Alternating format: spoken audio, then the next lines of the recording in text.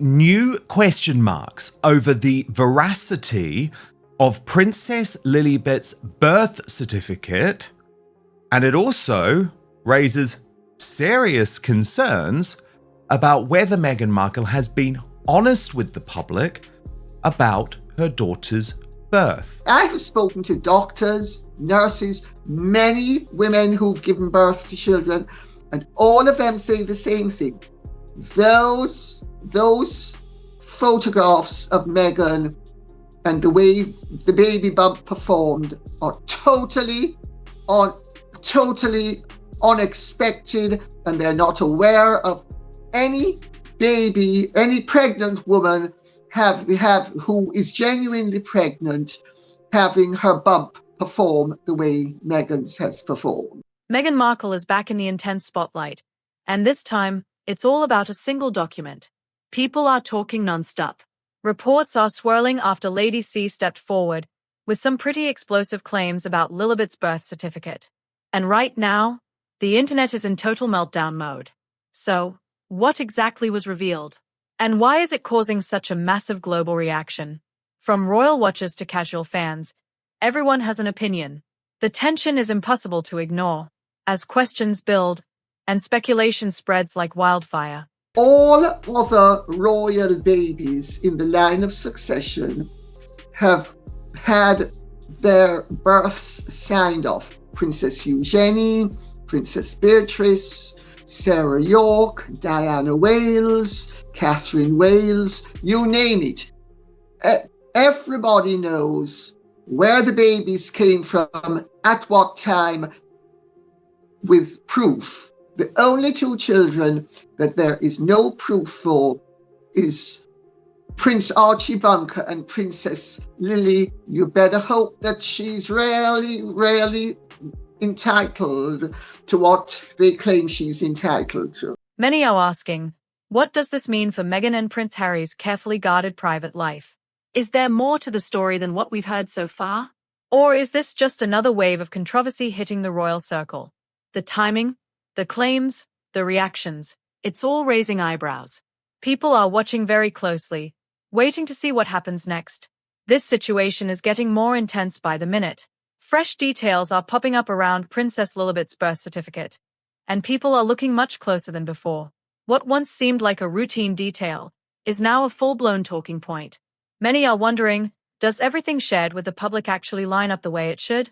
Even if you put the questions of whether Meghan actually bore these children to one side, Harry has now admitted on the record that he will not allow them ever to come to the United Kingdom. Well, some royal families would not allow young princes or princesses to be in the line of succession if they were not educated in the country of which one day they might serve. The spotlight is firmly on Meghan Markle now.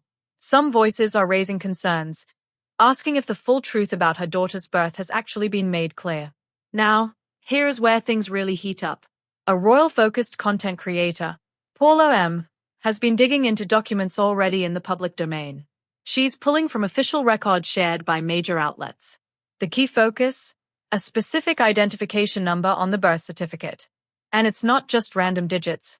It actually carries meaning, tied to location codes. According to public government info, those first three numbers indicate the state where the child was born.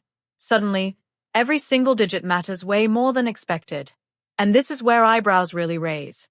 The number connected to Lilibet reportedly starts with 105, which should point to a specific region.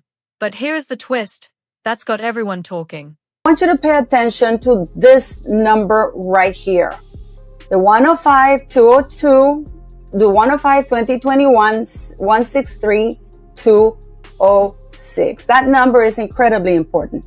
This is directly from the government's website, guys. And this is reviewing a birth certificate, birth area code. Okay? And then it tells you what it is. It's the first three digits. You remember the 105 that you saw? Is the birth area code. It tells you in which state the child was born. We have seen that in Lilibet's birth certificate, it states that her number is 105. So surely that is California, right? It turns out that California is 104. And let's not forget that Archie is 6th in line to the throne and Lilibet is 7th in line to the throne, which is insane. The official code for California is said to be 104, not 105. That mismatch is driving the conversation right now. People are questioning, how could such a detail be off if everything was handled correctly? When you factor in how significant royal lineage is, especially with Archie and Lilibet in the line of succession, the discussion gets even louder. It's harder to ignore. With all this building up, some wonder if it's just a clerical mix-up or something more complicated behind the scenes. The document is being picked apart, detail by detail. Critics point out multiple inconsistencies that just don't add up at first glance. Whether it's a simple admin slip or something deeper, one thing is clear. The conversation isn't slowing down. People are watching closely for what comes next. The talk takes a sharp turn, with new claims suggesting the child may not have been born in the state everyone believed. That alone sparks major curiosity. According to the ID number breakdown, Code 105 links to Colorado, not California. That switch is driving this wave of speculation. At the same time, Meghan and Harry have publicly stated their daughter was born at Santa Barbara Cottage Hospital, with a very specific timeline. I don't believe that that's her voice, on the grounds that every photograph we've seen of the alleged children, their hair color changes, their height and body type changes, their face changes. So this is just, some random voice. All we saw was some little hand that seemed so small, it didn't seem like it belonged to a 3-year-old. So much was inconsistent about this that, I just think it's a kind of a turnoff. I'm not fond. It's not just making a mockery of the royal family.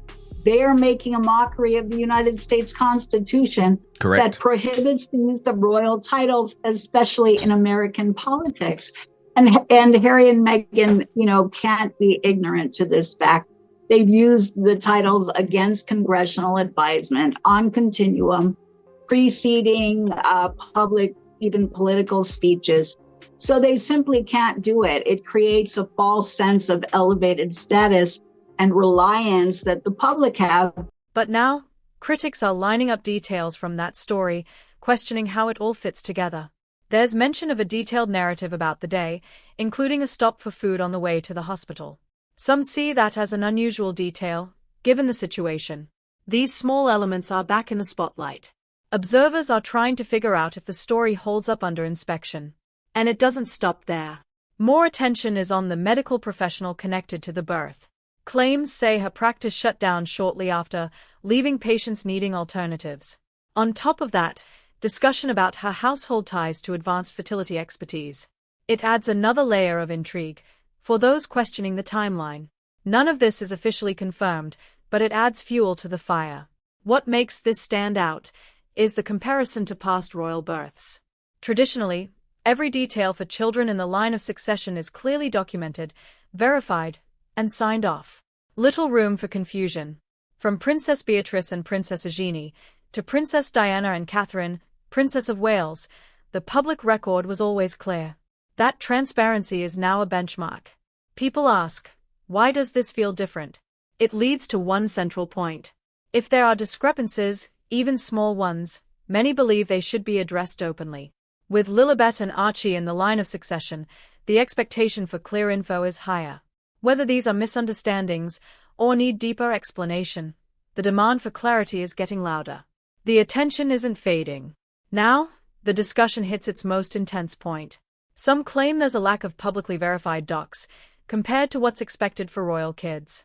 That raises eyebrows, especially when you consider how carefully details are usually recorded. But so what we got was Lily's voice. And there's been a lot of people, including Angela, raising questions about this very odd-sounding voice. Now, when I was watching the Jamie Kern-Lima interview, was struck by Meghan's use of a word. Watch this. I love when things look beautiful And even when you don't have a lot, you're able to make things look beautiful. You know, she's always talking about beautiful in a particular way. And guess who else on Sunday was saying beautiful? But what do we think, Lily? I think it's beautiful. For many watching, the focus isn't just curiosity. It's about whether everything around these births was presented with the same clarity as before. The stakes feel higher, looking at the bigger picture. These aren't just private family matters. There's a constitutional element tied to the line of succession affecting multiple Commonwealth countries. From the UK to Canada, Australia, and beyond, people feel a genuine interest in knowing every detail is accurate and verified. For some, it's about transparency and consistency, especially for something as significant as royal lineage.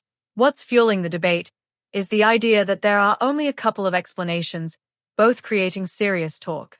On one side, the belief that everything is legit, but communicated in a way that created confusion. On the other, critics question if key details were clear from the start, opening the door to doubt. Either way, the lack of straightforward clarity keeps this trending. Adding intensity, claims that medical experts have weighed in. They share general expectations on how birth details are recorded. While no single view gives answers, they add to a sense that something doesn't fully align. That doesn't mean anything improper happened, but it explains why people analyze every detail. At the heart, a major public debate on trust, transparency, and consistency. With so many moving parts and unanswered questions, this story isn't going away. Pressure for clear info is only getting stronger.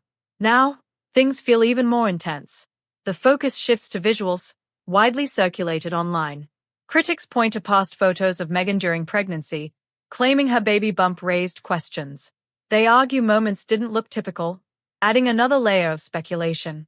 But every pregnancy looks different. Visuals rarely tell the full story. That hasn't stopped people analyzing every frame. Then, the conversation pivots to something official. The royal family's own website. Right there, current positions in the line of succession. Prince Harry, followed by Prince Archie and Princess Lilibet. Meghan Markle's daughter doesn't speak at all like a 3-year-old. Who owns the voice? It will show up much better if we hear several sentences, and then you hear Meghan in this interview saying, beautiful. I mean, what's going on? Well, I think she's always wanted to show that the children are much cleverer than they are for their age. You know, they might be very clever, but there were all sorts of things that Archie, I think, is going fishing and catches fish, all sorts of strange things that they manage to do all by themselves because they're their children. Seeing those names displayed formally is why this debate gains traction. Despite all the online talk, nothing changed in the official record. That contrast between public speculation and official recognition keeps this topic alive. There's talk about how senior royals feel behind the scenes. Suggestions King Charles knows the tension, but chooses not to escalate. The idea, there are enough challenges, opening another debate creates complications. But attention turns to the future. Prince William, mentioned as someone who might take a different approach. That possibility keeps people watching. Another point, connection to the UK. Discussion on whether kids in line of succession should spend time in the country they may represent. To understand culture and responsibilities. Some say it's a historical expectation, others say modern times call for flexibility. Either way, adds to the complex talk. At the core, a wider public discussion on handling succession today. Not based on rumors, but clear principles. With views colliding, tradition, modern expectations, public interest, no surprise it sparks reactions. As voices join, pressure for clarity builds.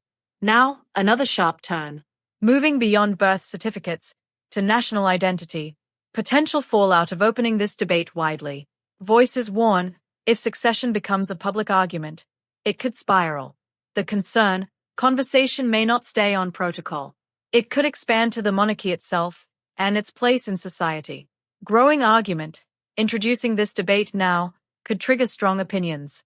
Critics suggest it invites politicians, commentators, activists, each with agendas.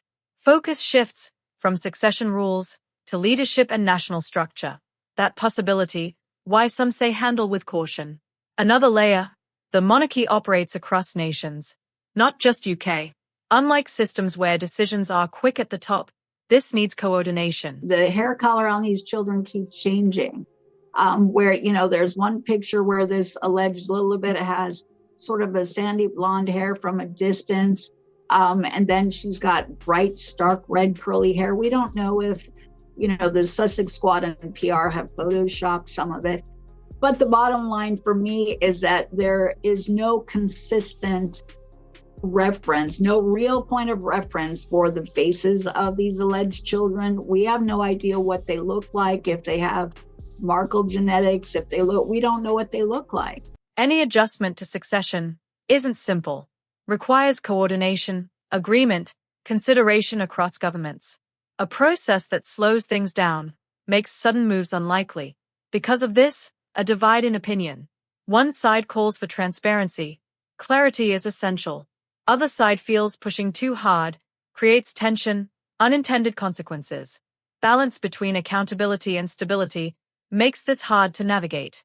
Public demonstrations surface, but don't reflect a unified stance. Gatherings opposing monarchy draw attention, but reactions vary. Observers question their influence. All this adds to the sense debate is loud, path forward unclear. Every move watched closely. Now, conversation shifts to public opinion. Not as dramatic as expected. Despite noise online, polling suggests royal family holds strong support in UK. The drop in popularity focused on Harry and Meghan, not the monarchy. That distinction matters. Institution stands firm. But a serious point adds tension. Concern about how fragile succession could be in a major crisis. Historically, seen is cautious on travel. Key members not in same place. Precautions designed to protect continuity. Attention on Queen Elizabeth warnings. She took this seriously. Encouraged strict separation, heirs not taking risks together. But observers claim practices not followed strictly today. Sparks concern for worst-case scenarios. Even if rare, possibility makes people pause. Debate intense ties to public perception of leadership. Some argue, unexpected change creates uncertainty. Others push back. Little chance of extreme scenario. Focusing on it fuels speculation. The voice, did you sense Markle at all in the voice? No. I haven't sensed Markle at all from the beginning of this. And again, I think any family, when you're looking at genealogy and you're looking at photographs and you're thinking, oh, well, she's got his nose or her nose, and oh my God, there's grandpa's nose. We haven't seen any photographs to use as identifying point of references for family genetic traits. So we're left thinking, okay, are these stand-ins? Do they not want the real children seen? What's the deal? But we cannot say that these are Markle children. Reminder, risks managed carefully in past. Standard practice, avoid heirs traveling together. Prevent single event impacting future. Traditions shaped by experience still influence views today. This highlights layers, not just docs or statements. Long-term stability, risk management, how monarchy prepares. Points circulate, adding intensity. Discussion shifts to personal decisions. Raising eyebrows. Moment involving Princess Diana. Insisted traveling with young William, despite Queen's hesitation. Concerns about key members traveling, but decision went ahead. Fast forward, commentators compare. William may share that confidence. Tension, ongoing conversation on risk. Aviation incidents rare, but happen. Recent examples highlight unpredictability. Reports point to technical issues, not human error. Experienced pilots can't control everything. Reality keeps topic alive, not just skill, unknown factors. Claims William advised caution, especially with close family in line. Observers believe warnings haven't changed behavior. Debate, tradition and caution taken seriously. Sensitive, blends choice with protocol. Circles back. Broader conversation on succession. Some argue, raises questions, opens door to controversial topics. Pulling in other figures. Once open, harder to control. Uncertainty makes people hesitant. But, unexpected turn. Personal claims. Well-connected journalist details in Harry's memoir Not Accident. Decision to include past substance use. Encourage for strategy. Potential future legal situations. Family matters. Important. Presented as claim, not fact. But court attention. Implications. Documented admissions. Referenced in legal contexts. Family responsibilities. Sparks debate. Motives. Timing. Impact. Layers Meghan stack is up. commercializing her kids. She's pimping out her children. You're Prince Harry's biographer. We both know there's no way he's happy about it. No way. He talks about social media being like a death zone for children, yet here are his children all the time being put up on social media by Meghan. She doesn't obviously care what Harry thinks because he doesn't want this. One of the main things in his life is not to have children that can be seen by people because he feels something could happen like happened, God forbid, to his mother. Started with docs and timelines, now personal decisions, disclosures, consequences. Every angle adds complexity. Perspectives collide. Story people can't stop watching. Dramatic turn, controversial claims. Suggestion from well-placed source. Not confirmed, but treated as credible. Certain decisions in Harry's public life, influenced with long-term outcomes. Protecting interests, positioning, stirring reactions. Meghan described as strategic. Plans each move, considers outcomes. Nothing random, part of bigger picture. Strong characterizations, fuel heated talk. Speculation, if marriage faces challenges. Public narratives, documented details, shape future. Claims and opinions, not facts, but significant implications. Past remarks, brought back. Described as focused on outcomes, aware of opportunities. Revisited, connected to speculation. Point-raising eyebrows, reports on future projects.